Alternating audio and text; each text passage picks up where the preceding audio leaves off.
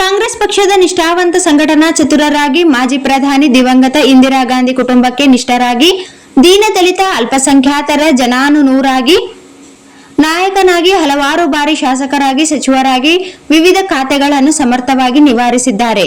ಹಲವಾರು ಹುದ್ದೆಗಳನ್ನು ನಿರ್ವಹಿಸಿ ರಾಜ್ಯವನ್ನು ಕರ್ನಾಟಕವನ್ನು ಅಭಿವೃದ್ಧಿಯತ್ತ ಒಯ್ಯುವುದು ಉತ್ತರ ಕರ್ನಾಟಕದ ಪ್ರಭಾವಿ ರಾಜಕೀಯ ಮತ್ತು ರೆಡ್ಡಿ ಸಮಾಜದ ನಾಯಕ ಮತ್ತು ಎಚ್.ಕೆ. ಪಾಟೀಲ್ ಅವರಿಗೆ ಈ ಸಲದ ಸಂಪುಟ ರಚನೆಯಲ್ಲಿ ಕೈಬಿಟ್ಟಿರುವುದು ಆಘಾತಕಾರಿಯಾಗಿದೆ ಎಂದು ಕರ್ನಾಟಕ ರೆಡ್ಡಿ ಸಮಾಜದ ಪಿ.ಆರ್. ಸತ್ಯನಾರಾಯಣ ರೆಡ್ಡಿ ರಾಯಚೂರು ಇವರು ಆಕ್ರೋಶ ವ್ಯಕ್ತಪಡಿಸಿದ್ದಾರೆ.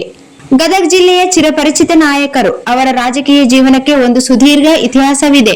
ಉತ್ತಮ ಆಡಳಿತ ನೀಡಿದ ನಿರ್ದೇಶನಗಳಿವೆ. ಇಂಥ ಮಹಾನ್ ನಾಯಕನಿಗೆ ಮತ್ತು ಸಂಘಟಿತ ನಾಯಕನಿಗೆ ಕೈಬಿಟ್ಟಿರುವುದು ರೆಡ್ಡಿ ಸಮಾಜಕ್ಕೆ ಮತ್ತು ನಾಡಿನ ಜನತೆಗೆ ಬೇಸರವಾಗಿದೆ. ನಿಷ್ಠೆ ಪ್ರಾಮಾಣಿಕತೆಯಿಂದ ಅವರು ಕೆಲಸ ಮಾಡಿದವರು, ಶುದ್ಧ ಹಸ್ತರು, ಉತ್ತರ ಕರ್ನಾಟಕದ ಸಮಗ್ರ ಅಭಿವೃದ್ಧಿಗೆ ವಿಶೇಷ ಕಂಡ ಕನಸು ಮಾಡಿದವರು, ರೈತರ ಬಗ್ಗೆ ವಿಶೇಷ ಕಾಳಜಿ ಹೊಂದಿ ಕೃಷ್ಣೆ ಕಣ್ಣೀರು ಪುಸ್ತಕ ಬರೆದು ರಾಜ್ಯ ರಾಷ್ಟ್ರದ ಗಮನ ಸೆಳೆದರು.